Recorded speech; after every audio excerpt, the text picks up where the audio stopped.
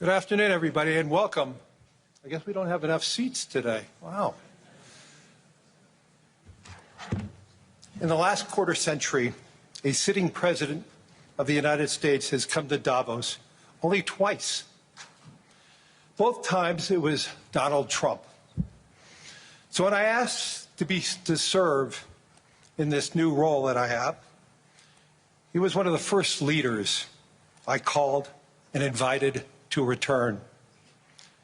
I first met the president about 25 years ago, but I worked most closely with him during the early months of COVID. This was March 2020. Markets were under extreme stress. Some economists were warning we could be headed towards a second Great Depression. What stood out to me during the extraordinary period was a president's willingness to bring together people from governments, from business, across institutions, across perspective, to think differently, and importantly, to act decisively. That instinct to act, especially in pivotal moments, is one reason I think he values the World Economic Forum. It is a unique institution that brings together the largest combination of government officials, business leaders, technology leaders, civil society and NGO leaders, anywhere in the world for a genuine dialogue, and particularly, importantly, this year. Thankfully, this group is meeting under better economic circumstances than during the pandemic, but once again, we're facing very serious different economic conditions around the world. One of the central challenges that is impacting me is how capitalism can benefit more, and how can we broaden our global economy for greater and greater participation. That is a question where the president has shown real leadership through investing in infrastructure, reducing barriers to growth, and initiatives like the Trump account, designed to give more Americans a direct stake in the growth of the U.S. economy. As he enters the second year of his second term, we are interested in hearing his plans for 2026 and beyond, and will no doubt create more and more conversation. And that's what the forum is about, a serious conversation in the spirit of dialogue. Discussions where the world is headed, where are we going, and these discussions would be incomplete without the President of the United States, the most important leader in the world. We appreciate him here, so let me introduce and welcome back to Davos the President of the United States, Donald J. Trump.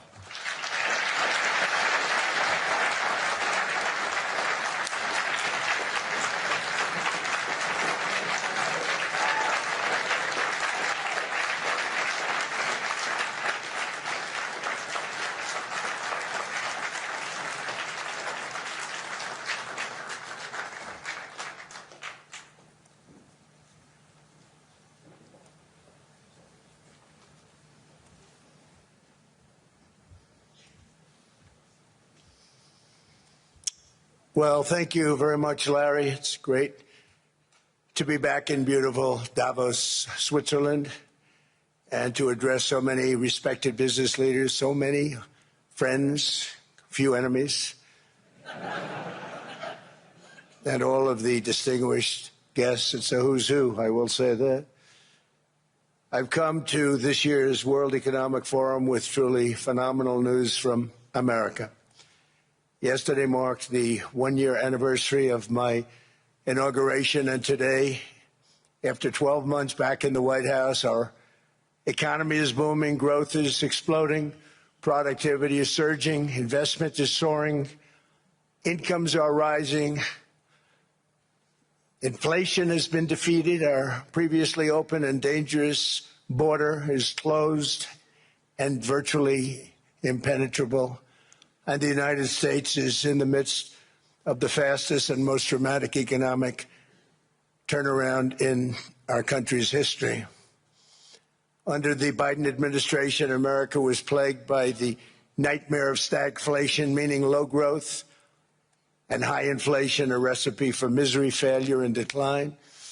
But now, after just 1 year of my policies, we are witnessing the exact opposite: virtually no inflation and extraordinarily high economic growth. Growth like, I believe you'll see very shortly, our country has never seen before, perhaps no country has ever seen before. Over the past 3 months, core inflation has been just 1.6%. Meanwhile, fourth quarter growth is projected to be 5.4%, far greater than anybody other than myself and a few others had predicted. Since the election, the stock market has set 52 all-time high records. So that's in 1 year, 52 records, adding $9 trillion in value to retirement accounts, 401ks, and people's savings. People are doing very well. They're very happy with me. Since my inauguration, we've lifted more than 1.2 million people off of food stamps, and after 4 years in which Biden secured less than $1 trillion of new investment in our country. Think of that, $1 trillion, substantially less than that. In 4 years, we've secured commitments for a record-breaking $18 trillion, and we think when the final numbers come out, they'll be closer to $20 trillion of investment. That's never been done by any country at any time, not even close. Just over 1 year ago, under the radical left Democrats, we were a dead country. Now we are the hottest country anywhere in the world.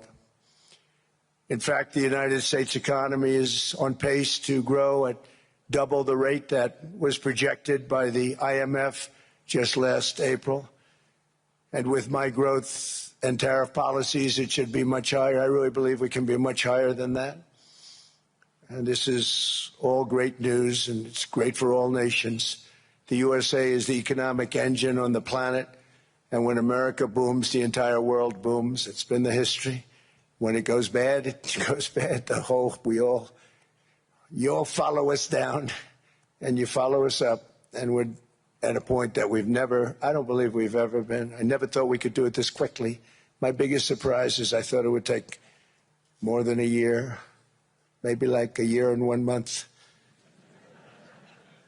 But it's happened very quickly. This afternoon, I want to discuss how we have achieved this economic miracle, how we intend to raise living standards for our citizens to levels never seen before, and perhaps how you too and the places where you come from can do much better by following what we're doing, because certain places in Europe are not even recognizable, frankly, anymore. They're not recognizable. And we can argue about it, but there's no argument. Friends come back from different places. I don't want to insult anybody, and say, I don't recognize it. And that's not in a positive way. That's in a very negative way. And I love Europe, and I want to see Europe go good. But it's not heading in the right direction. In recent decades, it became conventional wisdom in Washington and European capitals that the only way to grow a modern Western economy was through ever-increasing government spending, unchecked mass migration, and endless foreign imports. The consensus was that so-called dirty jobs and heavy industry should be sent elsewhere, that affordable energy should be replaced by the Green New Scam, and that countries could be propped up by importing new and entirely different populations from faraway lands. This was the path that Sleepy Joe Biden administration and many other Western governments very foolishly followed, turning their backs on everything that makes nations rich and powerful and strong. And there's so much potential in so many nations. The result was record budget and trade deficits and a growing sovereign deficit driven by the largest wave of mass migration in human history. We've never seen anything like it. Quite frankly, many parts of our world are being destroyed before our very eyes, and the leaders don't even understand what's happening. And the ones that do understand aren't doing anything about it. Virtually all of the so-called experts predicted my plans to end this failed model would trigger a global recession and runaway inflation. but we have proven them wrong. It's actually just the opposite. In 1 year, our agenda has produced a transformation like America has not seen in over 100 years. Instead of closing down energy plants, we're opening them up. Instead of building ineffective, money-losing windmills, we're taking them down and not approving any. Instead of empowering bureaucrats, we're firing them, and they're going out and getting jobs in the private sector for 2 and 3 times what they were making in government. So they started off hating me when we fired them, and now they love me. Instead of raising taxes on domestic producers, we're lowering them and raising tariffs on foreign nations to pay for the damage that they've caused. In 12 months, we have removed over 270,000 bureaucrats from the federal payrolls, the largest single-year reduction in government employment since the end of World War II. Nobody thought that was coming, but we had no choice. To make a country great, you can't have all federal jobs. We've cut federal spending by $100 billion and slashed the federal budget deficit by 27% in the single year. It's going to go down quite a bit more from that, driving inflation way down from the record highs of the Biden administration. Every month, they went up and up and up. I promised to cut 10 old regulations for every single new regulation. But instead, I've cut, actually, till this point, 129 regulations for every 1 new regulation approved. So every time they come in with a new regulation, we do at least 10, but so far it's averaging out to 129, if you can believe it. In July, we passed the largest tax cuts in American history, including no tax on tips, no tax on overtime, no tax on Social Security for our great seniors. We also provided 100% expensing, that's the one they like, and bonus depreciation for all new equipment and capital investments to help companies expand and shift production to America. They are so in love with that. They build a plant, they're able to deduct it immediately, the whole thing, rather than waiting 38 to 41 years in the old days. This is a miracle taking place. Nobody thought it would ever be done by any country, but it's done by us. It was what made my first term the most successful 4-year term that we've ever had from a financial standpoint. And now we've upped it. This is a 10-year program, not a 1-year program. But you're allowed to deduct everything in 1 year. It used to be 38 to 41 years. With tariffs, we've radically reduced our ballooning trade deficit, which was the largest in world history. We were losing more than $1 trillion every single year, and it was just wasted. It was going to waste. But in 1 year, I slashed our monthly trade deficit by a staggering 77%, and all of this with no inflation, something everyone said could not be done. There were a couple of brilliant people that actually thought I was doing the right thing. I thought I was doing the right thing. Now they all think I'm doing the right thing because they can't believe the numbers. American exports are now up by more than $150 billion. Domestic steel production is up by 300,000 tons a month, and it's doubling over the next 4 months. It's doubling and tripling, and we have steel plants being built all over the country. Nobody thought they'd see that. Factory construction is up by 41%. And that number is really going to skyrocket right now because that's during a process that they're putting in to get their approvals, and we've given very, very quick, fast approvals. In the process, we've made historic trade deals with partners covering 40% of all U.S. trade. Some of the greatest companies and countries in the world. We have countries as our partner, too. The European nations, Japan, South Korea. They're our partners. They've gone into massive deals with us, especially on oil and gas. And these agreements raise growth and cause stock markets to boom, not only in the U.S., but virtually every country that came to make a deal, because, as you've learned, when the United States goes up, you follow. It's really become a staple In America, I've stopped the nation-wrecking energy policies that drive up prices while sending jobs and factories to the world's worst polluters. They are indeed polluters. Under sleepy Joe Biden, new domestic oil and gas leases fell by 95%. Think of that. And they wonder, why was gasoline going up so fast? The gasoline actually topped $5 a gallon, and some places $7 a gallon, and more than 100 major power plants were violently shut down by incompetent people that had no idea what the hell they were doing. Under my leadership, U.S. natural gas production is at an all-time high by far. U.S. oil production is up by 730,000 barrels a day, and last week we picked up 50 million barrels from Venezuela alone. Venezuela has been an amazing place for so many years, but then they went bad with their policies. 20 years ago it was a great country, and now it's got problems, but we're helping them. And those 50 million barrels, we're going to be splitting up with them, and they'll be making more money. They've made it a long time. Venezuela is going to do fantastically well. We appreciate all of the cooperation we've been giving. We've been giving great cooperation. Once the attack ended, and they said, let's make a deal. More people should do that. But Venezuela is going to make more money in the next 6 months than they've made in the last 20 years. Every major oil company is coming in with us. It's amazing. It's a beautiful thing to see. The leadership of the country has been very good. They've been very, very smart. The price of gasoline is now below $2.50 a gallon in many states, $2.30 a gallon in most states. Then we'll soon be averaging less than $2 a gallon. In many places, it's already down even lower, $1.95 a gallon. Numerous states are at $1.99, numbers that nobody has heard for years. Actually, since my last administration, we got it down to around those numbers.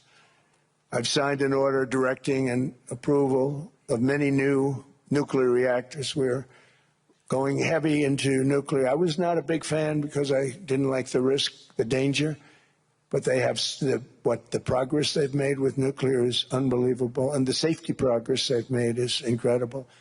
We're very much into the world of nuclear energy, and we can have it now at good prices and very, very safe. And we're leading the world in AI by a lot. We're leading China by a lot. I think President Xi respects what we've done, in part because I've allowed these big companies building these massive buildings to build their own electric capacity. They're building their own power plants, which when added up is more than any country anywhere in the world is doing. I read recently an article in the Wall Street Journal that China's creating so much energy, and they are. I got to hand it to them. But we're creating as much or more, and we're letting them do that. I'm very proud of it. It was my idea. I said, you can't create this much energy. We needed more than double the energy currently in the country just to take care of the AI plants. And I said, we can't do that. We have an old grid system. And I came up with the idea, you know, you people are brilliant. You have a lot of money. Let's see what you can do. You can build your own electric generating plants. And they looked at me. They didn't believe me. All of the names that are, I think, in the room right now, if you want to know the truth, they didn't believe it. And I said, no, you can't. They came back 2 weeks and they didn't have the plant. They said, we thought you were kidding. I said, no, not only am I not kidding, you're going to have your approvals within 2 weeks. I always say nuclear will take 3 weeks. But most aren't going that. They're going oil and gas. They're even going coal in some cases.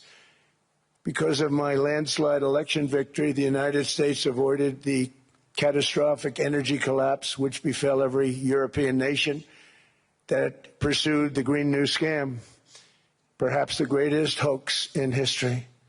The Green New Scam, windmills all over the place, destroy your land, destroy your land. Every time that goes around, you lose $1,000. You're supposed to make money with energy, not lose money.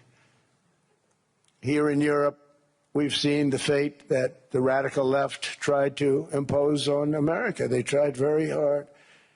Germany now generates 22% less electricity than it did in 2017. And it's not the current chancellor's fault. He's solving the problem. He's going to do a great job. But what they did before he got there, I guess that's why he got there.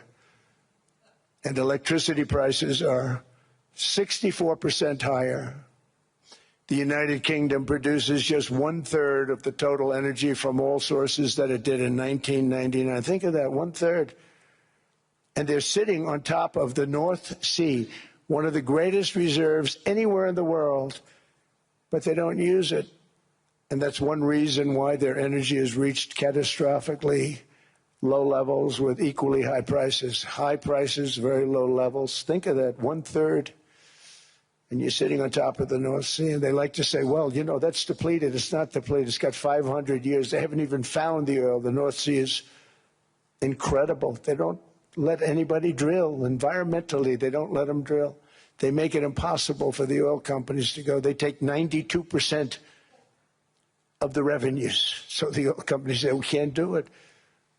They came to see me. Is there anything you can do? I want Europe to do great. I want UK to do great. They're sitting on one of the greatest energy sources in the world, and they don't use it.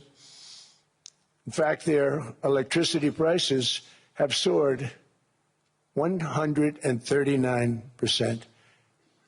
There are windmills all over Europe. There are windmills all over the place, and they are losers. One thing I've noticed is that the more windmills a country has, the more money that country loses and the worse that country is doing. China makes almost all of the windmills, and yet I haven't been able to find any wind farms in China. Did you ever think of that? It's a good way of looking at it. They're smart. China is very smart. They make them, they sell them for a fortune. They sell them to the stupid people that buy them, but they don't use them themselves. They put up a couple of big wind farms, but they don't use them. They just put them up to show people what they could look like. They don't spin. They don't do anything. They use a thing called coal, mostly. But China goes with the coal. They go with oil and gas. They're starting to look at nuclear a little bit, and they're doing just fine. They make a fortune selling the windmills, though, and I think really that's one that they wouldn't be surprised if it stopped. They are shocked that it continues to go. They're very friendly with me. They're shocked that people continue to buy those damn things. They killed the birds. They ruin your landscapes. Other than that, I think they're fabulous, by the way. Stupid people buy them. The consequences of such destructive policies have been stark, including lower economic growth, lower standards of living, lower birth rates, more socially disruptive migration, more vulnerability to hostile foreign adversaries, and much, much smaller militaries. The United States cares greatly about the people of Europe. We really do. I mean, look, I am derived from Europe. Scotland and Germany, 100% Scotland, my mother, 100% German, my father. And we believe deeply in the bonds we share with Europe as a civilization. I want to see it do great. That's why issues like energy, trade, immigration, and economic growth must be central concerns to anyone who wants to see a strong and united West, because Europe and those countries have to do their thing. They have to get out of the culture that they've created over the last 10 years. It's horrible what they're doing to themselves. They're destroying themselves. These beautiful, beautiful places. We want strong allies, not seriously weakened ones. We want Europe to be strong. Ultimately, these are matters of national security, and perhaps no current issue makes the situation more clear than what's currently going on with Greenland. Would you like me to say a few words of Greenland? I was going to leave it out of the speech, but I think I would have been reviewed very negatively. I have tremendous respect for both the people of Greenland and the people of Denmark, tremendous respect. But every NATO ally has an obligation to be able to defend their own territory. And the fact is, no nation or group of nations is in any position to be able to secure Greenland other than the United States. We're a great power, much greater than people even understand. I think they found that out 2 weeks ago in Venezuela. We saw this in World War II, when Denmark fell to Germany after just 6 hours of fighting and was totally unable to defend either itself or Greenland. So the United States was then compelled, we did it, we felt an obligation to do it, to send our own forces to hold the Greenland territory, and hold it we did at great cost and expense. They didn't have a chance of getting on it, and they tried. Denmark knows that. We literally set up bases on Greenland for Denmark. We fought for Denmark. We weren't fighting for anyone else. We were fighting to save it for Denmark. Big, beautiful piece of ice. It's hard to call it land. It's a big piece of ice. But we saved Greenland and successfully prevented our enemies from gaining a foothold in our hemisphere. So we did it for ourselves also. And then after the war, which we won it big. Without us, right now you'd all be speaking German and a little Japanese, perhaps. After the war, we gave Greenland back to Denmark. How stupid were we to do that? But we did it. But we gave it back. But how ungrateful are they now? So now our country and the world face much greater risks than it did ever before because of missiles, because of nuclear, because of weapons of warfare that I can't even talk about. 2 weeks ago, they saw weapons that nobody ever heard of. They weren't able to fire one shot at us. They said, what happened? Everything was discombobulated. They said, we've got them in our sights. Press the trigger, and nothing happened.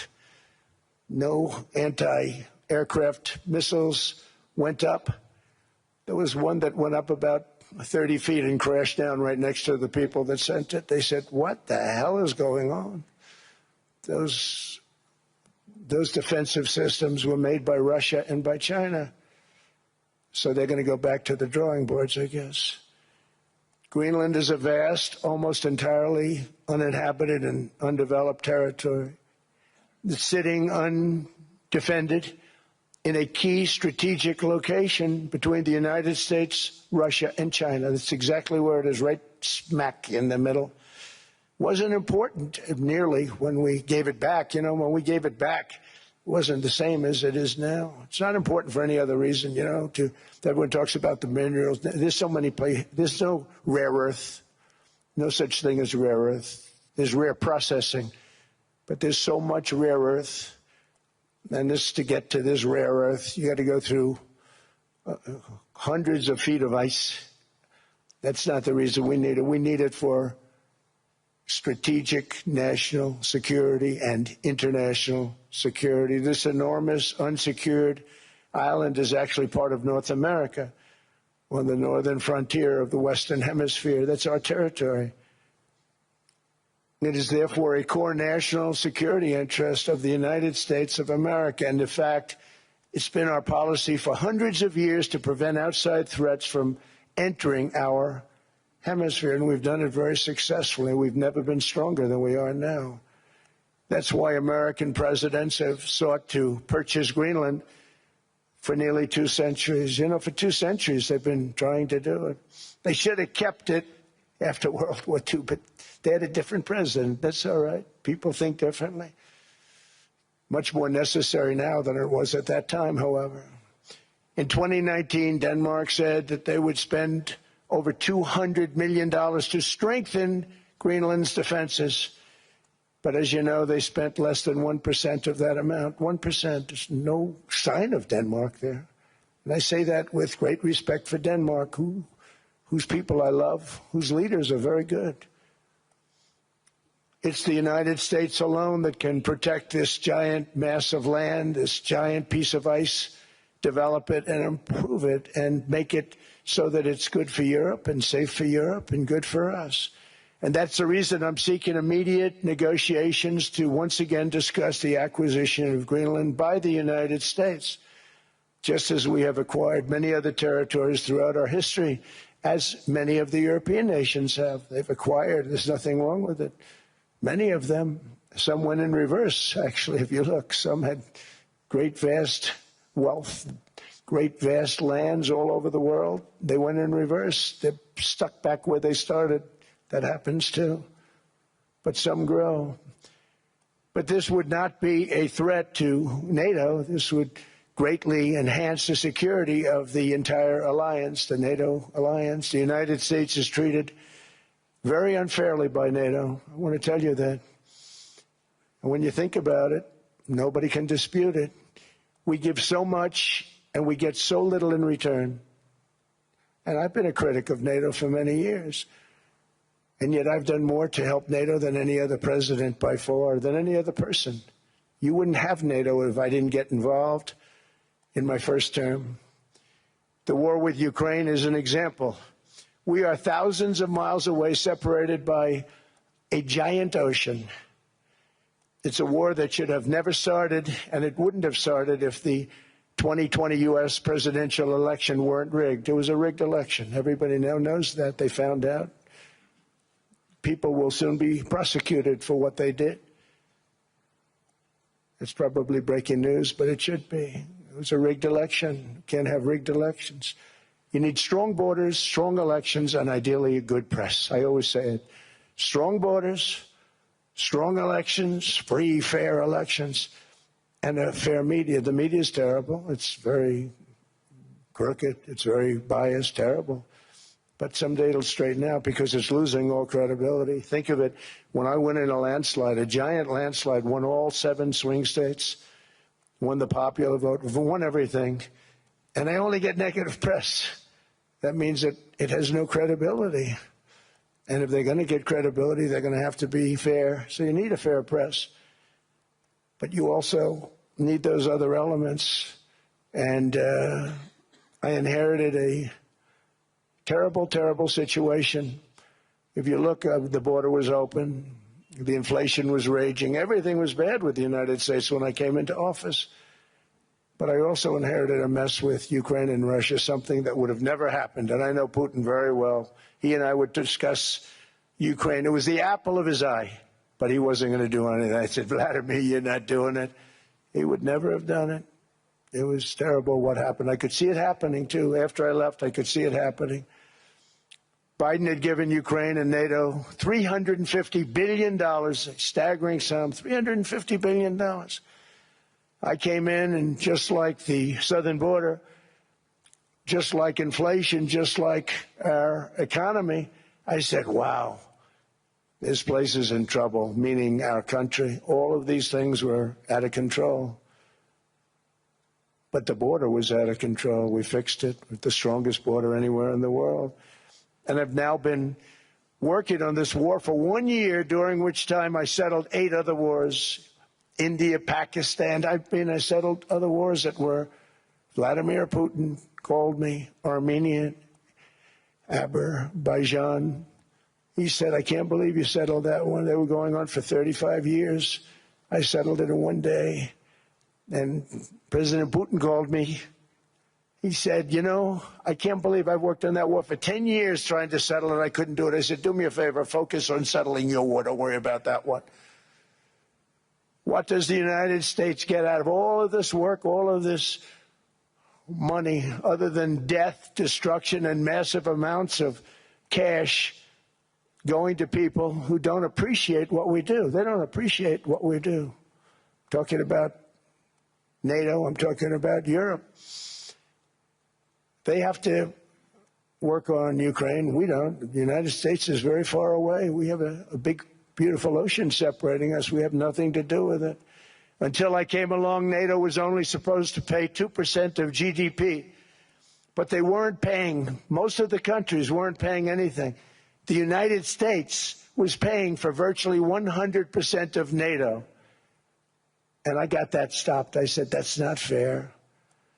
But then, more importantly, I got NATO to pay 5%, and now they were paying, and now they are paying. So something nobody said was possible. They said we will never go up higher than 2%. But they went to 5%, and now they're paying the 5. They didn't pay the 2, and now they're paying the 5. And they're stronger for it, and they have an excellent, by the way, Secretary General, who's possibly in the room. Mark, are you here? Yes, he's here. Hello, Mark. We never asked for anything, and we never got anything. We probably won't get anything unless I decide to use excessive strength and force where we would be, frankly, unstoppable. But I won't do that. Okay? Now everyone's saying, oh, good. That's probably the biggest statement I made, because people thought I would use force. I don't have to use force. I don't want to use force. I won't use force. All the United States is asking for is a place called Greenland, where we already had it, as a trustee, but respectfully returned it back to Denmark not long ago after we defeated the Germans, the Japanese, the Italians, and others in World War II. We gave it back to them. We were a powerful force then, but we are a much more powerful force now after I rebuilt the military in my first term and continue to do so today. We have a budget of $1.5 trillion. We're bringing back battleships.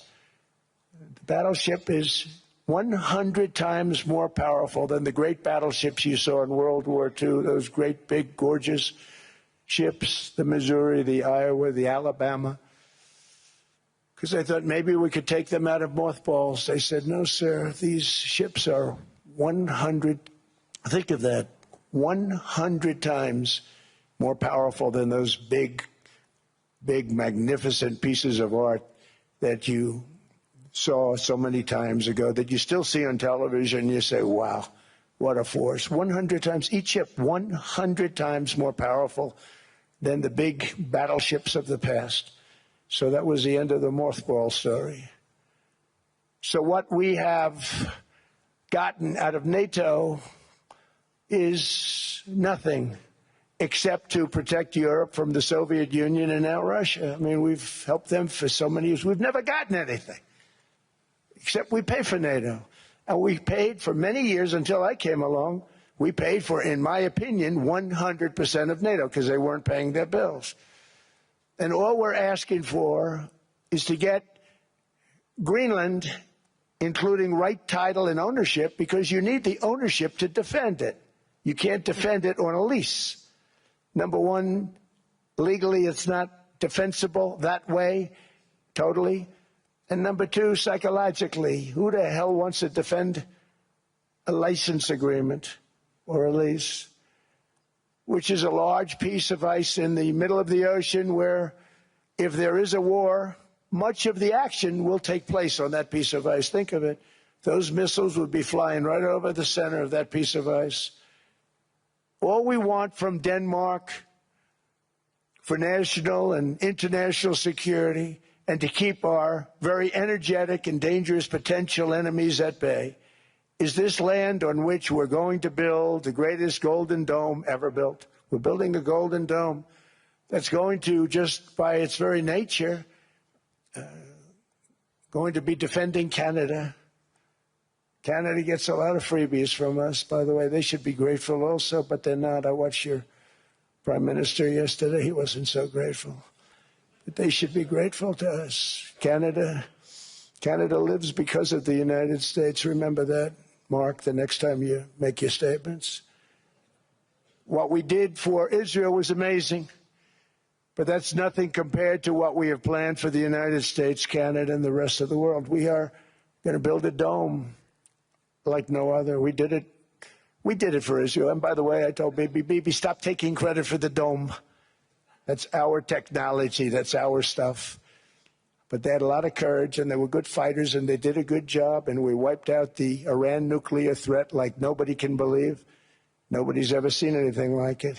That, Venezuela, taking down Soleimani, wiping out al-Baghdadi when he tried to reinstitute ISIS. We did a lot. I did a lot of big things. all perfectly executed. Everyone was perfectly executed. Somebody told me that, a military expert told me, sir, everything you've done has been perfectly executed. I said, I know. So other presidents have spent, whether foolishly or not, trillions and trillions of dollars on NATO and gotten absolutely nothing in return. We've never asked for anything. It's always a one-way street. Now they want us to help them with Ukraine. And we say, we're going to. I'm really helping, not even them. I want to see, last week, if you saw, it was 10,000 soldiers, but last month it was 31,000 soldiers died. 31,000. That's this room times, the number of people in this room times 30. Think of it. 30,000 soldiers died in 1 month. The month before it was 27,000. The month before that it was 28,000. The month before that it was 25,000. It's a bloodbath over there. And that's what I want to stop. It doesn't help the United States, but these are souls. These are young people. Look like you, look like some of you right in the front row. They go to war. Their parents are so proud. Oh, there he goes, comes back. 2 weeks later, they get a call, your son's head's been blown off. I want to stop it. It's a horrible war. It's the worst since World War II. They keep going, they'll exceed World War II. The numbers are staggering, how many people they've lost. They don't want to talk about it. Ukraine and Russia lost just tremendous amounts. And I'm dealing with President Putin, and he wants to make a deal, I believe. I'm dealing with President Zelensky, and I think he wants to make a deal. I'm meeting him today. He might be in the audience right now. But they got to get that war stopped because too many people are dying, needlessly dying. Too many souls are being lost. It's the only reason I'm interested in doing it. But in doing it, I'm helping Europe, I'm helping NATO, and I've until the last few days when I told them about Iceland, they loved me. They called me daddy, right, last time. A very smart man said, he's our daddy. He's running it. I was like running it. I went from running it to being a terrible human being. But now what I'm asking for is a piece of ice, cold and poorly located, that can play a vital role in world peace and world protection. It's a very small ask compared to what we have given them for many, many decades. But the problem with NATO is that we'll be there for them 100%. But I'm not sure that they'd be there for us if we gave them the call. Gentlemen, we are being attacked. We're under attack by such and such a nation. I know them all very well. I'm not sure that they'd be there. I know we'd be there for them. I don't know that they'd be there for us. So with all of the money we expend, with all of the blood, sweat, and tears, I don't know that they'd be there for us. They're not there for us on Iceland, that I can tell you. I mean, our stock market took the first dip yesterday because of Iceland. So Iceland's already cost us a lot of money. But that dip is peanuts compared to what it's gone up. And we have an unbelievable future in that stock. That stock market is going to be doubled. We're going to hit 50,000, and that stock market's going to double in a relatively short period of time because of everything that's happening. But this is a good example. After giving NATO and European nations trillions and trillions of dollars in defense, they buy our weapons. We make the greatest weapons in the world, but now we're going to make them faster, much faster. You saw that. I put a cap on the salaries. Then I put no buybacks, no stock buybacks, no various other things that they were doing. I mean, they were making $50 million, but it would take them 3 years to give you a Patriot missile. I said, that's not good. My chauffeur can do a better job than that, and he makes slightly less than 50. They make big salaries. If they're going to make those big salaries, they're going to have to produce a lot faster. The good news is we have the greatest equipment in the world. Now we're going to start making it a lot faster. They're going to build additional plants. And all of the money that goes into stock buybacks is going to go into building plants. We're not allowing stock buybacks by defense companies any longer. They're going to build new plants to make Tomahawks, Patriots. We have the best equipment, F-35s, F-47, the new one just coming out. They say it's the most devastating plane, fighter jet ever. Who knows? They called it 47. If I don't like it, I'm going to take the 47 off it. I wonder why they called it 47. We'll have to think about that. But if I don't like it, I'm going to take that 47 off. But it's supposed to be the Stage 6. It's supposed to be the first Stage 6 plane, undetectable, like our B-2 bombers were undetectable. They flew right over Iran. They were undetectable.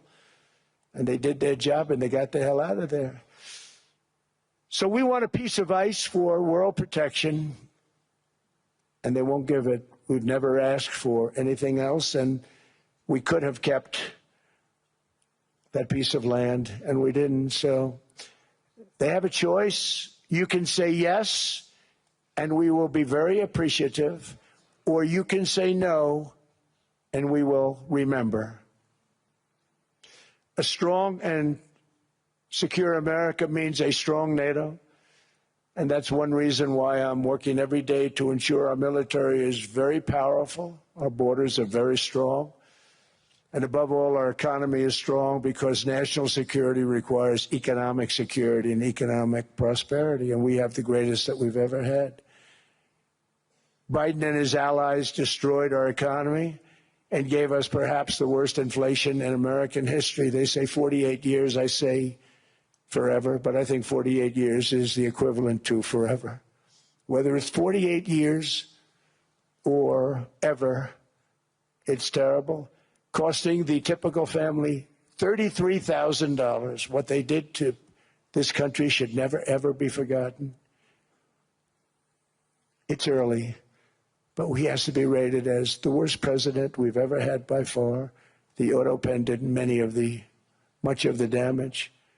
The auto pen, he was the auto pen president, because I don't believe a sane president would have ever signed the kind of things that he signed. But now grocery prices, energy prices, airfares, mortgage rates, rent, and car payments are all coming down, and they're coming down fast. We inherited a mess, but we've done a hell of a job in 12 months. Under my most favored nation policy for drug prices, the cost of prescription drugs is coming down by up to 90%, depending on the way you calculate. You could also say 5, 6, 7, 800%. There are two ways of figuring that. But we have a favored nations policy that every president wanted, no president was able to get. I got it, and other nations approved it. And I had to use tariffs in order to get it because they said, no way. In other words, a pill that costs 10% in London costs $130. Think it costs $10 in London, costs $130 in New York or in Los Angeles. And I'd say, boy, that's bad. Friends of mine would say, you know, we go to London, you can buy the stuff for nothing. We go all over the world, we could buy it for nothing. Because basically America was subsidizing every nation in the world because presidents allowed them to get away with it. It became very tough. So when I called up Emmanuel Macron, I watched him yesterday with those beautiful sunglasses. What the hell happened?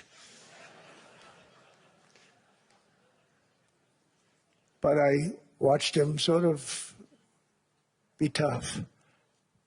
But he was at $10 for a pill.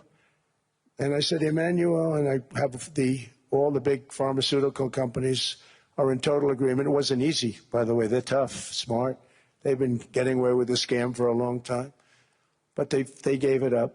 But they said, you'll never get the countries to approve it. I said, why is that? Because they won't. They always said, we're not paying any more. Get the rest for the United States. So over the years, they stayed the same. We just went up, up, up. And I mean, we would pay 13, 14, 15 times more than certain countries would. So I said, no, they'll approve it 100%. Sir, you'll never get them to approve it. I said, I guarantee you. But I actually started with Emmanuel, who probably is in the room too. And I like him. I actually like him. Hard to believe, isn't it? And I said, Emmanuel, you're going to have to lift the price of that pill to $20, maybe $30. Think of that. That means it's a doubling of prescription drugs. Might be a tripling, might be a quadrupling. It's not easy. No, no, no, Donald, I will not do that. I said, yes, you will, 100%. He said, no, no, no. You're asking me to double. I said, Emmanuel, you've been taking advantage of the United States for 30 years with prescription drugs. You really should do it, and you will do it. I have no doubt. In fact, I am 100% sure you're going to. No, no, no, I will not do it. Because, yes, in all fairness to him, he has to double or triple. Because the world being a bigger place than the United States, it's not that you meet in the middle. You just have to go up some, and we come down a lot. They go up a little, we come down a lot. So we're at $130, they're at 10. So they may have to go to 20 or 30. No more than that. I said, Emmanuel, you're going to be doubling or tripling? No, no, no. I said, here's the story, Emmanuel. The answer is you're going to do it, you're going to do it fast. And if you don't, I'm putting a 25% tariff on everything that you sell into the United States and a 100% tariff on your wines and champagnes. And that's about 10 times more than what I'm requesting. And you're going to do it. I don't want to go public with it, but you may make me do that. No, no, Donald, I will do it. I will do it. It took me, on average, 3 minutes a country, saying the same thing. You will do it. They all said, no, no, no, I will not do it. You're asking me to double the cost of prescription. I said, that's right, because you've been screwing us for 30 years. And they said, we will not do it. I said, that's all right. On Monday morning, we're putting a 25, 30, 50. I gave different numbers for different countries. This is also national security we're talking about. Not fair. We're not going to subsidize the whole world. And every one of those countries have agreed to do it. So one of the biggest things that I've done is the fact that we have now most favored nation. We will pay whatever the lowest price is in the entire world. So our drug prices are going to be coming down by staggering 90%. Again, you could say 1,000%, 2,000%. Depends on the way you want to figure it, but we'll go with the way the fake news likes it better because it sounds, can you imagine a 90% reduction sounds much worse. But drug prices are going to be coming down tremendously in all the nations, and I appreciate them doing it, but they did it. In all fairness, without tariffs, I wouldn't have been able to get it done. After declining $3,000 under Biden, real incomes are up in the United States by $2,000, $3,000, and even $5,000 and more. Home ownership has always been a symbol of health and vigor of American society, but that goal fell out of reach for millions and millions of people in the Biden era because interest rates went up so high. Today, I'm taking action to bring back this bedrock of the American dream. In recent years, Wall Street giants and institutional investment firms, many of you are here, many of you are good friends of mine, many of you are supporters. Sorry to do this, Joe, I'm so sorry. But you've driven up housing prices by purchasing hundreds of thousands of single-family homes, and it's been a great investment for them. Often as much as 10% of houses on the market. You know, the crazy thing is a person can't get depreciation on a house, but when a corporation buys it, they get depreciation. Okay, that's something we're going to have to think about, too. I don't know if too many people think about that. You buy a corporation, they buy 500 houses. They buy hundreds of thousands. They buy 500 houses. They can take depreciation. A person sweats and works and buys one house. They can't. But homes are built for people, not for corporations, and America will not become a nation of renters. We're not going to do that. That's why I have signed an executive order banning large institutional investors from buying single-family homes. It's just not fair to the public. They're not able to buy a house. And I'm calling on Congress to pass that ban into permanent law, and I think they will. One of the biggest barriers to saving for a down payment has been surging credit card debt. The profit margin for credit card companies now exceeds 50%, one of the biggest. And they charge Americans interest rates of 28%, 30%, 31%, 32%. Whatever happened to usury? So to help our citizens recover from the Biden disaster, all caused by this just horrible precedent, I'm asking Congress to cap credit card interest rates at 10% for 1 year. And this will help millions of Americans save for a home. They have no idea they're paying 28%. They go out there a little late in their payment and they end up losing their house. It's terrible. To unleash innovation and savings and financing, I'm also working to ensure America remains the crypto capital of the world. And to that end, last year I signed the landmark Genius Act into law. Now Congress is working very hard on crypto market structure legislation, Bitcoin, all of them, which I hope to sign very soon, unlocking new pathways for Americans to reach financial freedom. And I did it for two reasons. Number one, I thought it was politically good, and it was. I got tremendous political support. But more importantly, China wanted that market too. It's just like they want the AI. And we've got that market, I think, pretty well locked up. If I didn't do it, Biden was totally against it until before the election, when they realized that, there were millions of people voting against him over crypto. And all of a sudden they loved it very much, but it was too late. They blew it. But it is politically popular, but it's much more importantly, we have to make it so that China doesn't get the hold of it. And once they have that hold, we're not going to be able to get it back.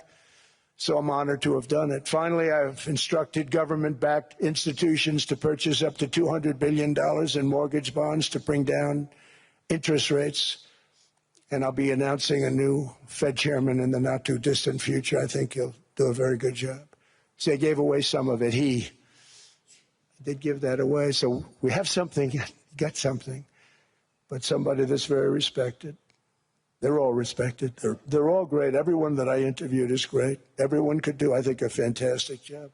Problem is they change once they get the job. They do. They're saying everything I want to hear, and then they get the job. They're locked in for 6 years. They get the job, and all of a sudden, let's raise rates a little bit. I call them, sir, we'd rather not talk about this.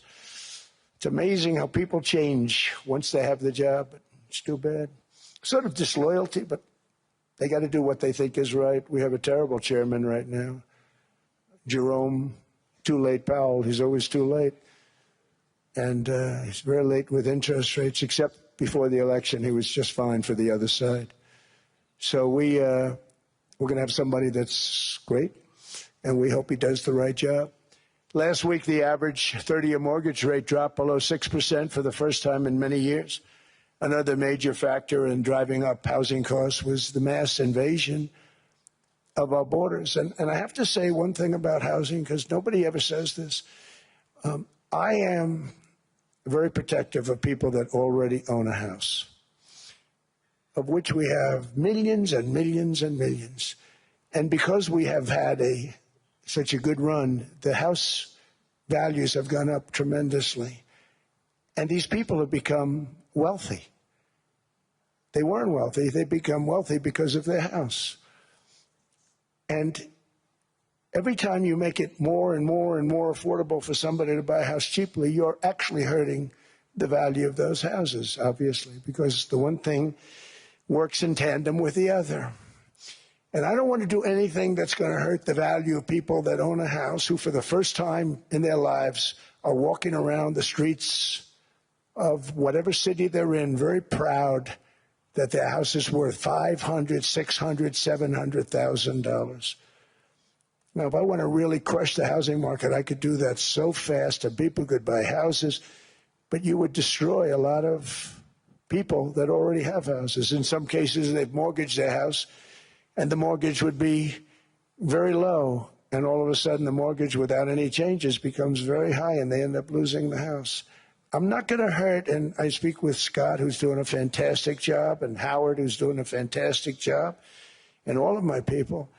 And I always say, look, I can crush the hell out of the market. We can drop interest rates to a level, and that's one thing we do want to do. That's natural. That's good for everybody. The dropping of the interest rates, we should be paying a much lower interest rate than we are. We should be paying the lowest interest rate of any country in the world, because without the United States, you don't have a country. I mean, I had a case with Switzerland. We happened to be in Switzerland. Maybe I'll give you a quick story. But they were paying nothing. They make beautiful watches, great watches, Rolex, all of them. They were paying nothing to the United States when they sent their product in.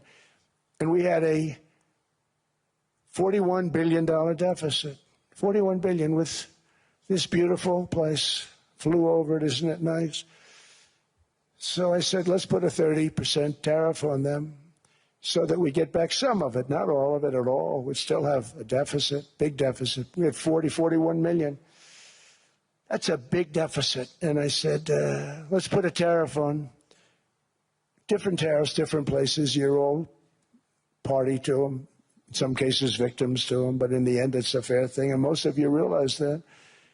But we put a 30% tariff on Switzerland, and all hell broke loose. They were calling, I mean, like you wouldn't believe. And I know so many people from Switzerland, incredible place, incredible, brilliant place. But I didn't realize that they're only good because of us. And there's so many other examples. I mean, us, probably other places, but a majority of the money they make is because of us, because we never charged them anything.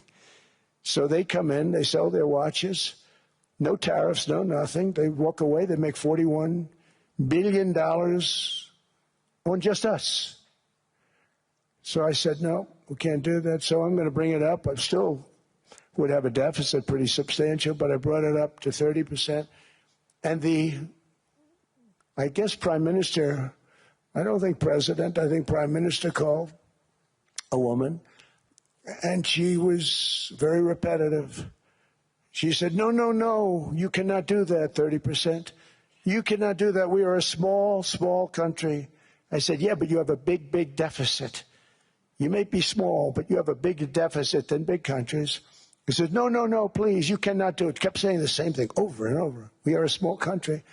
I said, but you're a big country in terms of, and she just rubbed me the wrong way, I'll be honest with you. And I said, all right, thank you, ma'am, appreciate it. Do not do this. Thank you very much, ma'am. And I made it 39%. And then all hell really broke out. And I was paid visits by everybody. Rolex came to see me. They all came to see me. But I realized, and I reduced it, because I don't want to hurt people. I don't want to hurt them. And we brought it down to a, lower level. Doesn't mean it's not going up. But we brought it down to a lower level. But they pay now, tariff. But I realized that we have many places like that where they're making a fortune because of the United States. Without the United States, they wouldn't be making anything. Think of it. Switzerland made $41 billion on us. And as she said, it's a small place. And I realized with that, I don't know, because she was so aggressive. And I realized in that conversation that the United States is keeping the whole world afloat. Many places, I could give you 6, 7 places just in the people in this little area. I know every one of them. They're looking down. They don't want to see me, and they don't want to stare me in the eyes. But they're taking advantage of, everybody took advantage of the United States. But I've been very fair, and I gave them a tariff, and it was fine. But I realized that without us, it's not Switzerland anymore. Without us, it's not any of the countries that are represented here.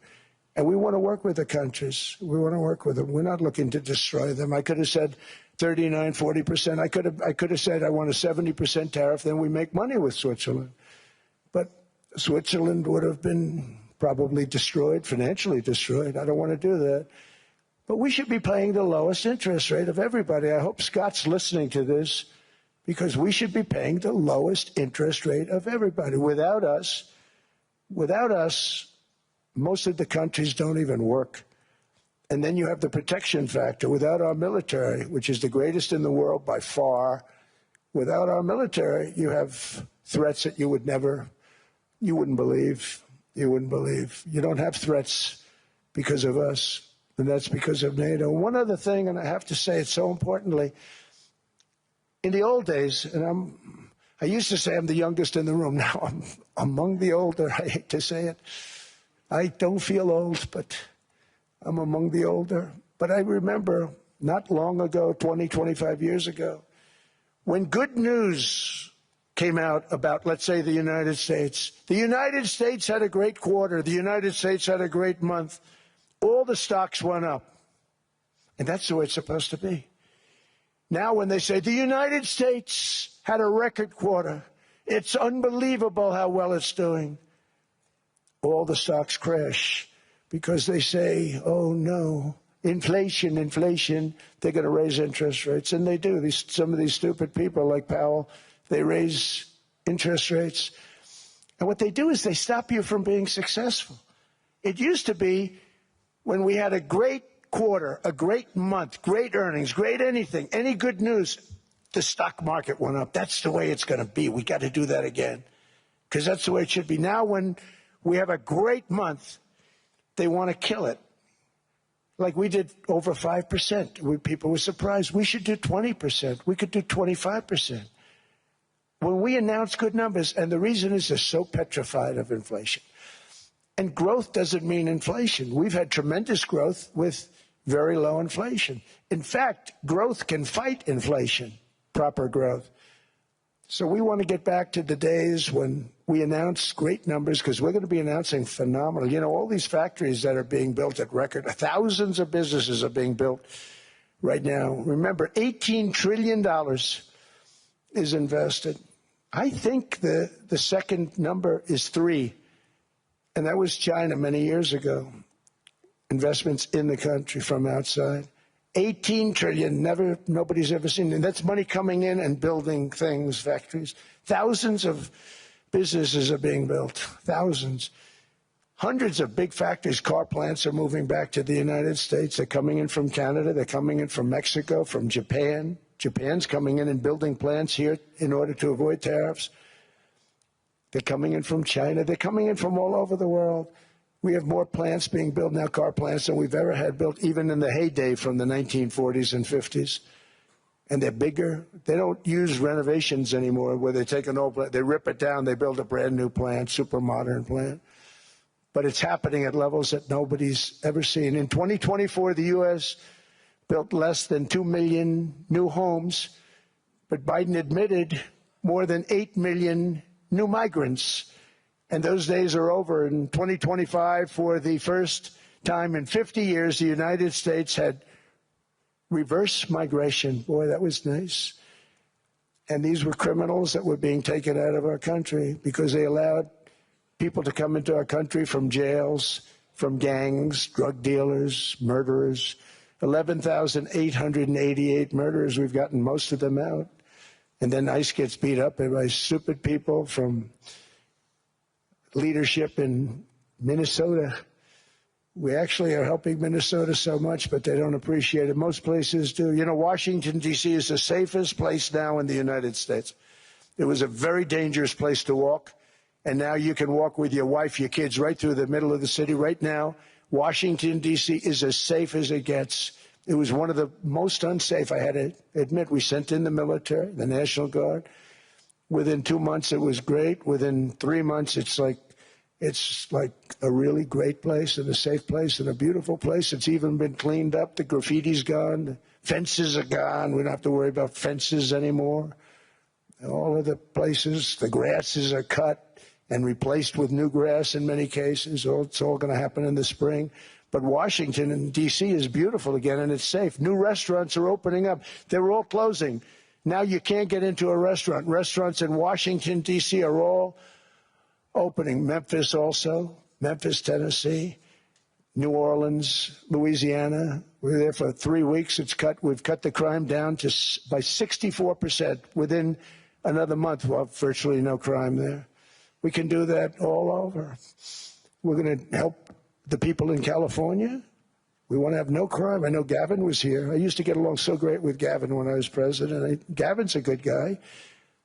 And we're going to, if he needed it, I would do it in a heartbeat. I'd love to see. We did help them a lot in Los Angeles, a lot with the early in my term when they had some problems. But we would love to do it. I will say this, if I were a Democrat governor or whatever, I would call up Trump. I'd say, come on in, make us look good. Because we're cutting crime down to nothing. And we're taking people out, career criminals, who are only going to do bad things, and we're bringing them back to their countries. But where we've done it, it's been amazing. And we have a capacity to do it at much greater levels.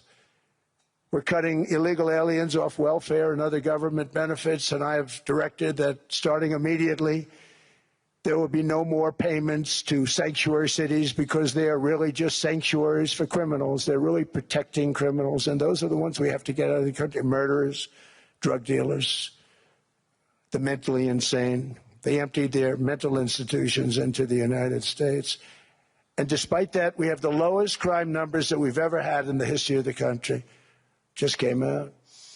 But equally importantly, we're cracking down on more than $19 billion in fraud that was stolen by Somalian bandits. Can you believe that Somalian? They turned out to be higher IQ than we thought. I always say these are low IQ people. How did they go into Minnesota and steal all that money? And we have, you know, they're pirates. They're good pirates, right? But we shoot them out of the water just like we shoot the drug boats out. They're not pirating too many boats lately, do you notice? When they go out into those boats, they want to take over a $1.5 billion tanker loaded up with oil, and they say, we're going to blow up your boat. They have powerful weapons. You hit the side of the boat, you blow the whole thing up. The insurance companies are petrified, so they say, just give them the boat. We'll give them money instead. And I don't do that. We blow them right the hell out of the water. We see them going out, we blow them out of the water. We don't have any pirates so much anymore. If we do, they won't be there long. We've cut down with the hitting of the boats that are loaded up with drugs, including submarines. Can you believe they actually buy small? They call mini subs, very fast. They're meant for drugs.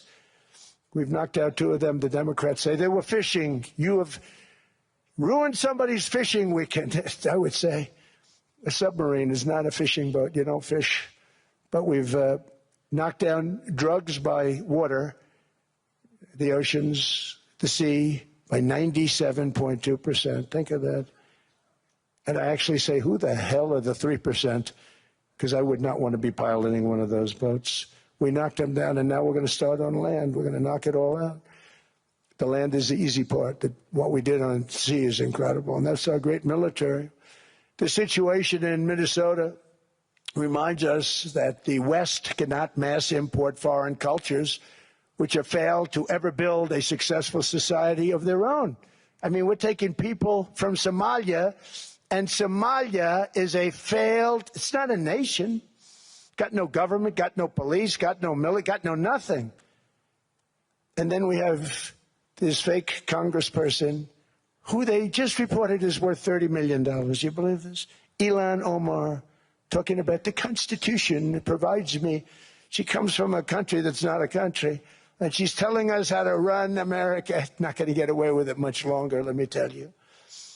The explosion of prosperity and conclusion and progress that built the West did not come from our tax codes. It ultimately came from our very special culture. This is the precious inheritance that America and Europe have in common. We share it. We share it, but we have to keep it strong. We have to become stronger, more successful, and more prosperous than ever. We have to defend that culture and rediscover the spirit that lifted the West from the depths of the Dark Ages to the pinnacle of human achievement. We live in an incredible, changing period. It's an unbelievable time, but we have to take advantage of the time that we're in. In our hands are technologies that our ancestors could scarcely have. I mean, they couldn't have even dreamt some of the things that we see today. And so rapidly they're produced. I mean, AI, 2 years ago, nobody ever heard of the term, and now everybody's talking about it. And it can have some very good purpose. It could also have some dangerous purpose, and for that we have to watch out. But some tremendous things are happening because of it. And we're leading by so much. We're doing so well. But opportunities that are bigger and grander than ever before in human history are right before us. It is the pioneers in this room. Many of you in this room are true pioneers. You're two truly brilliant people. Just your ability to get a ticket is brilliant because you have about 50 people for every seat. I don't know what. That's Larry. Everything Larry touches turns to gold. He made this very successful. But you're in this room, And some of you are the greatest leaders anywhere in the world. You're the greatest brains anywhere in the world. And the future is unlimited, and to a large part because of you. And we have to protect you, and we have to cherish you. I always say we have to cherish our brilliant people because there aren't many of them. So together with confidence, boldness, and persistence, let us lift up our people, grow our economies, defend our shared destiny, and build a future for our citizens that is more ambitious, more exciting, more inspiring, and greater than the world has ever seen. We're in a position to do things that nobody else has ever even thought of before. And many of the people in this room are the ones that are doing it. And I want to congratulate you, and I'm with you all the way. You can do things that nobody else can even think about. So I congratulate you on your tremendous success. And the United States is back, bigger, stronger, better than ever before. And I'll see you around. Thank you all very much. Thank you very much.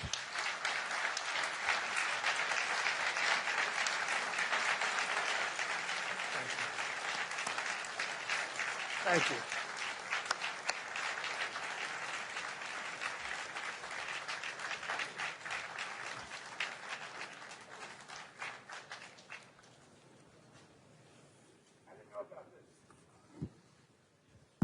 This was supposed to be a nice fire chat, Mr. President. Yes, good.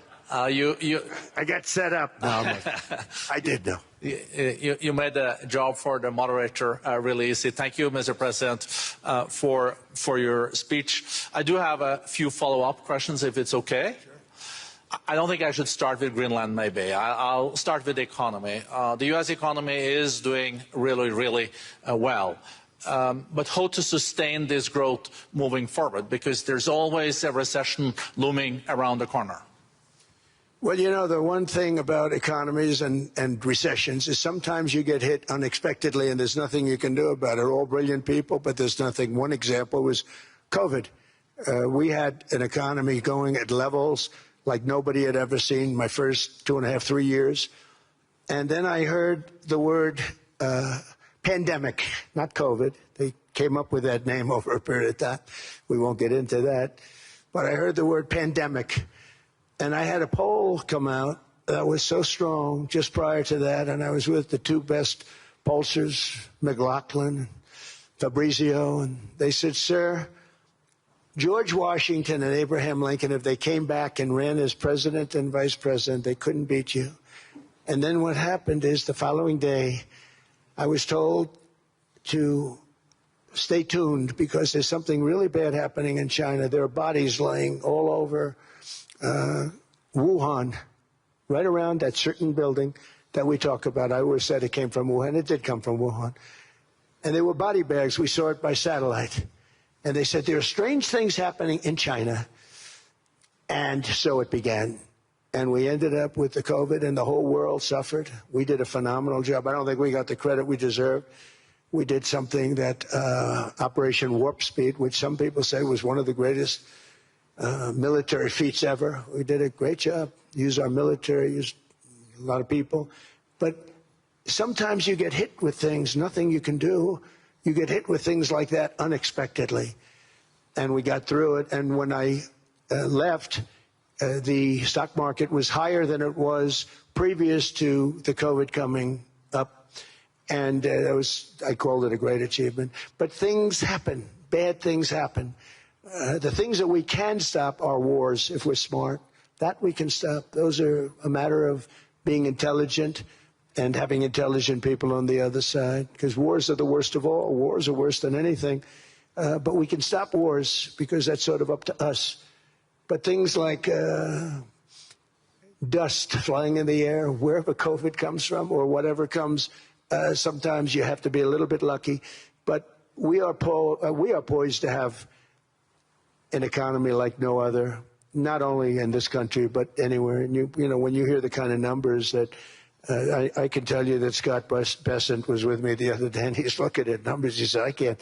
And that's all he's done his whole life, pretty much your whole life. Scott, you weren't going to be a football player, I don't think. Scott was not that great at football, but he was always good at numbers, right? And he was looking at numbers. He said, I've never seen anything like this.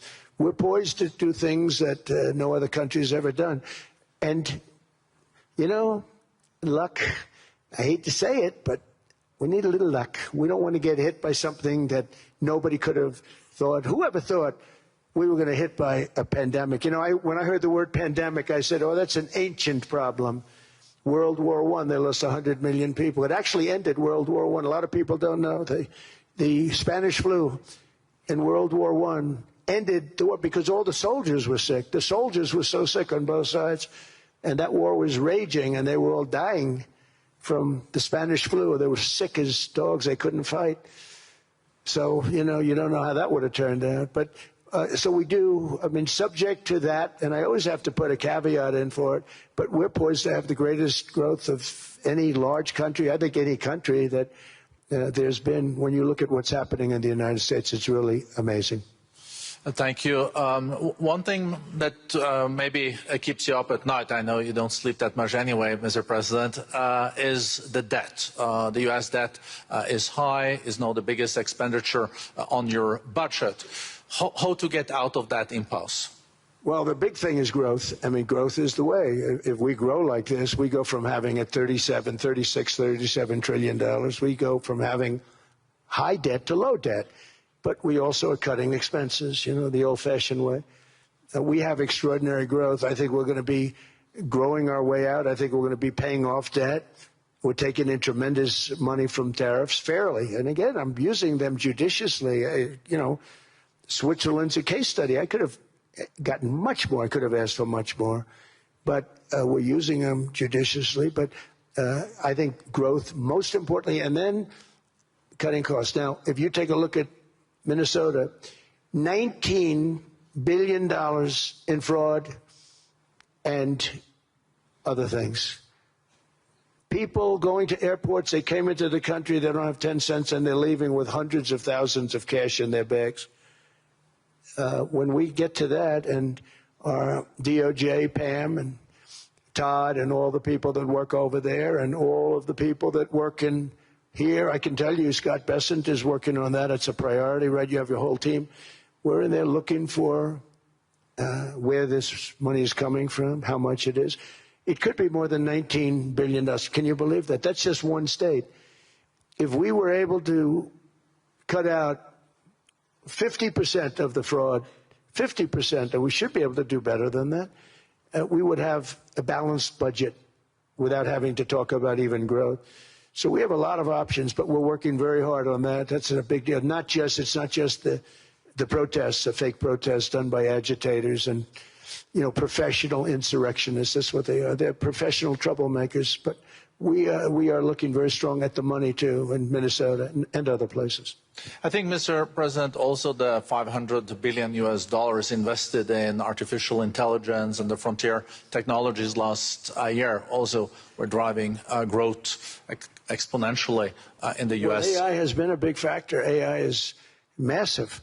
I mean, Mark Zuckerberg showed me a plant where he put it over a map of Manhattan, and it was basically the size of Manhattan. This is not, I said, you got to be kidding.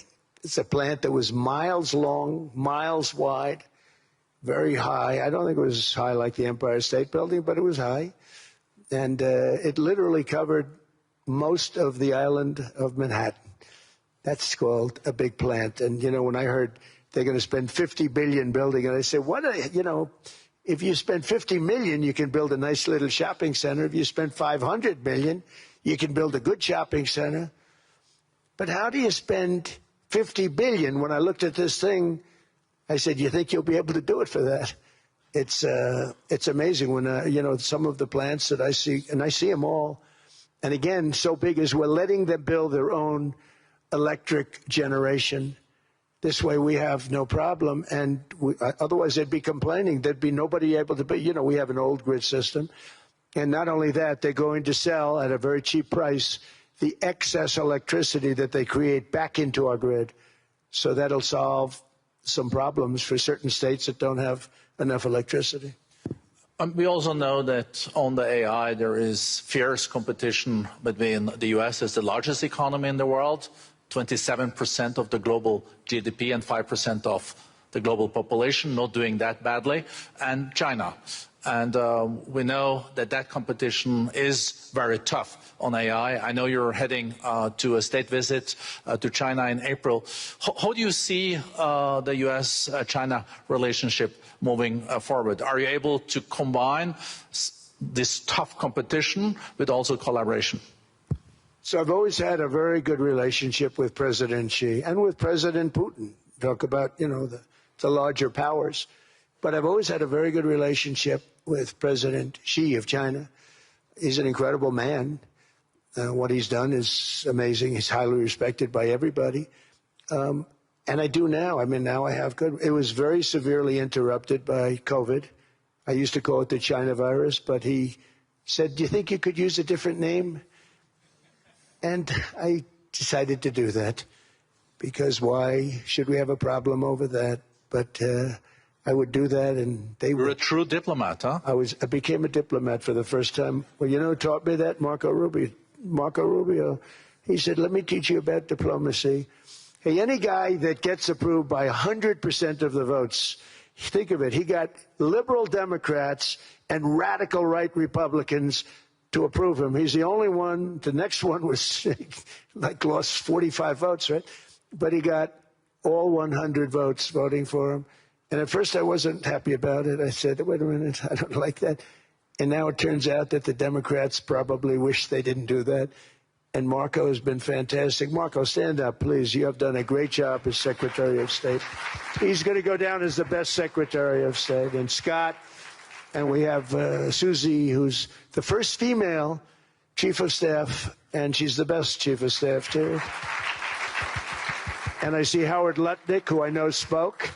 And Howard's fantastic. Some of the deals we're doing are great. And I want to pay particular attention because we have Chris. And Chris, you got up and spoke, I think. He's the #1 oil man in the world because I was going to put Doug Burgum, who's fantastic. I don't know if Doug's here. Is Doug here? Doug Burgum is fantastic. He said, "Sir, there's one man better than me." And he introduced me to Chris. And he turns out to be. So we're drilling more oil and gas now than we ever have by almost double. Is that right, Chris? And on top of it, we got a lot coming out of Venezuela. So anyway, so we're doing great. The country is just doing great. We have great people. Thank you. And I see other people. We have Steve Witkoff. We have Jared. I got so many people. I'm in trouble because when I go back, they're going to be people with long faces. Sir, you didn't introduce me. I got so many people. And we have a lot of the greatest people anywhere in the world. I know them all. So I won't continue because we'd be here all day. Thank you, Mr. President. We also know that you're a deal maker, and then maybe coming back to Greenland and Ukraine. What kind of deal in the end do you see between the U.S. And Denmark? Because, you know, I guess you see it now as a negotiation going on, or? Well, it's costing Denmark hundreds of millions a year to run it. And Denmark's a small country and wonderful people. But, you know, it's very expensive. It's a very big piece of ice. And it's very important. I mean, I don't want to repeat the speech, but it's very important that we use that for national and international security. That can create a power that will make it impossible for the bad guys to do anything against the perceived good ones. And it's a great block for Europe, just like, you know, Denmark was supposed to spend hundreds of millions of dollars. They didn't spend the money. They didn't spend anything, almost. And we'll see what happens. I just say this. NATO has treated the United States of America very unfairly. We never asked for anything. We never got anything. We actually took care of the needs of NATO for years and years, which I felt was always unfair. So I got NATO to pay because they're rich countries. But I think it's time that NATO step up. We're helping them with Ukraine. Without us, I think Putin would have gone all the way. I think we have it. I think that could have been a World War III, if you want to know the truth. If Kamala was elected, or Joe, any one of those, you know, those thinkers, I think you could have ended up in World War III. And I will say Steve Witkoff has been dealing incredibly with But we're not going to have World War III. We want to get it stopped, but we're not going to have World War III. I think if I wasn't elected, I think that could have evolved into World War III. It was a very, very bad situation, and it still is, but it's not that kind of bad. It's bad because so many young people are being killed. How close do you think there is on an agreement on Ukraine?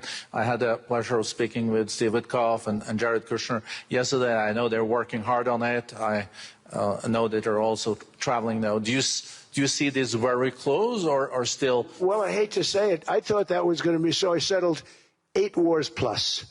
And I thought that was going to be one of my easier ones. Not the easiest. Some I settled in a matter of hours because I'm good at that stuff. You know, the United Nations should be doing this. I shouldn't be doing it, but it doesn't matter. It's got to get done, saving a lot of lives. We're saving millions of lives.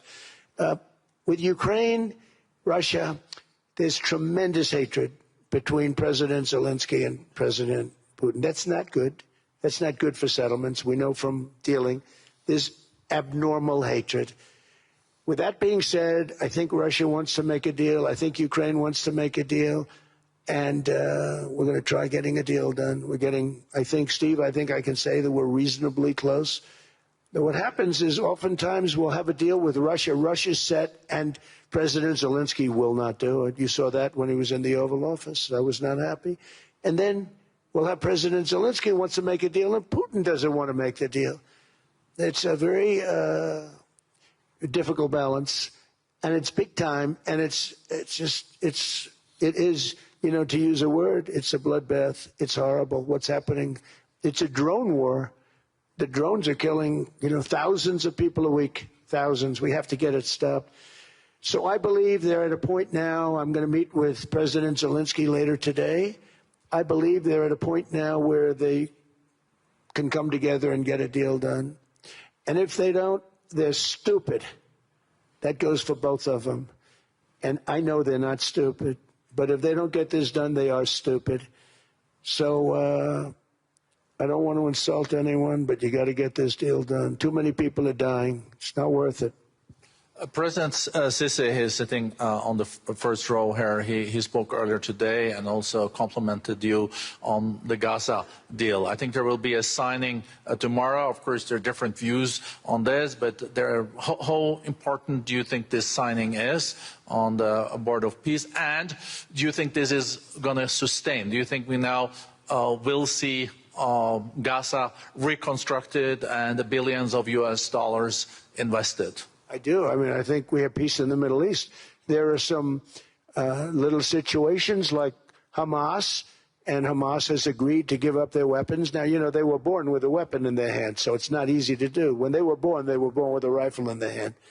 It's not an easy thing for them, but that's what they agreed to. They've got to do it. And we're going to know, Jared, over the next 2 or 3 days, certainly over the next 3 weeks, whether or not they're going to do it. If they don't do it, they'll be blown away very quickly. They'll be blown away. You know, we have 59 countries that are part of that whole peace deal. And some of those countries aren't even they're near the Middle East, but they're not in the Middle East traditionally. And they want to come in and take out Hamas. They want to come in. They want to do whatever they can. There's a problem with Hezbollah in Lebanon, and we'll see what happens there. But that's a problem. But there are these little flames, but there's peace in the Middle East. Now, had we not gone in and knocked out with those big, beautiful, we just ordered 25 brand new ones, the latest and the greatest, the B-2 bomber. Think of them, they went in there at 2 o'clock in the morning with no moon, no light, no nothing, and every single one of those massive bombs hit its target, 100,000-pound bombs hit its target, every one of them. And then on top of it, from a submarine 300 miles away, we hit the sites with tomahawks, which is an unbelievable weapon. So, you know, we did our job. If we didn't do that, you would have never had peace in the Middle East. And the countries like Saudi Arabia, UAE, and Qatar could never have, and others could never have signed anything because you would have had this dark cloud, and the dark cloud was Iran with nuclear. Iran would, if we didn't take them out, they would have had a nuclear weapon within 2 months. They were very close to having the nuclear weapon, and we hit them hard. And it was a total obliteration. If they may try again, but they're going to have to try from a different area because that area was obliterated. Incredible thing we did. And because we did that, we were able to make peace. If we didn't do that, I would say, Jared and Steve, if we didn't do that, there was no chance of making peace because the countries I just named and other countries could have never signed off. They were afraid. They were afraid. We had a bully. The bully was Iran, the bully of the Middle East. They used to call it for years. They were the bully of the Middle East. They're not the bully of the Middle East anymore. Mr. President, I know you even had to change a plane last night, so I guess you didn't have much sleep, but I think you're... But your energy is still there. I know you have several bilateral meetings. I know you're also hosting a reception. So thank you so much for coming back to Davos. Thank you so much. It's highly appreciated. Well, thank you very much. Thank you, everybody, very much. Thank you.